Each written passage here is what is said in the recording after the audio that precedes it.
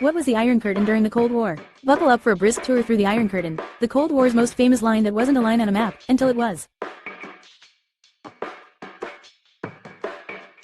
Number 5. The curtain lifts. By the late 1980s, the Iron Curtain started fraying like an old stage prop. Reform winds blew in with Gorbachev's glasnost and perestroika, Poland's solidarity flexed democratic muscles, and peaceful revolutions hopscotched from Budapest to Prague. Then came the showstopper, November 9, 1989, when the Berlin Wall opened and people danced on concrete that had once divided their lives. Borders along the curtain flicked from red to green as controls were relaxed or dismantled. Within 2 years, the Soviet Union itself dissolved, and what had been a forbidding barrier became a historical marker. The Cold War's most iconic divide exited stage left. Number 4. Life on either side. Living on opposite sides of the curtain could feel like parallel universes with shared weather. In the East, planned economies, queues, travel restrictions, and watchful secret police. In the West, market abundance, political pluralism, and passport stamping freedom. Families were split, pen pals were censored snack food, and the evening news sounded like it came from different planets. Cultural life diverged too. Rock music and blue jeans became tiny acts of rebellion eastward, while Westerners saw the East through a fog of stereotypes. The border shaped not just policies but daily routines, dreams, and dinner conversations. It was a line that seeped into lifestyles. Number 3. Spy versus spy. Where there's a curtain, there's backstage drama. Cue the KGB, CIA, MI6, and a supporting cast of double agents and dead drops. Intelligence wars hummed under the surface, stolen microfilm and hollow coins, rush passes in parks, and disinformation campaigns that could make truth look like a conspiracy theory.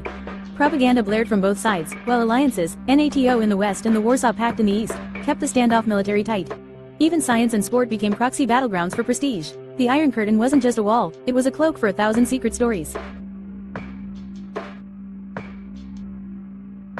Number 2. Concrete and barbed wire. Though born as a metaphor, the Iron Curtain took on painfully literal hardware. Fences, minefields, watchtowers, and floodlit, death strips, ran from the Baltic to the Adriatic. The inner German border was the most fortified stretch, and Berlin showcased the starkest symbol. The wall, raised in 1961, sliced through streets and families until 1989. Checkpoints like the famous Checkpoint Charlie turned travel into theater, with passports as tickets and nerves as ushers.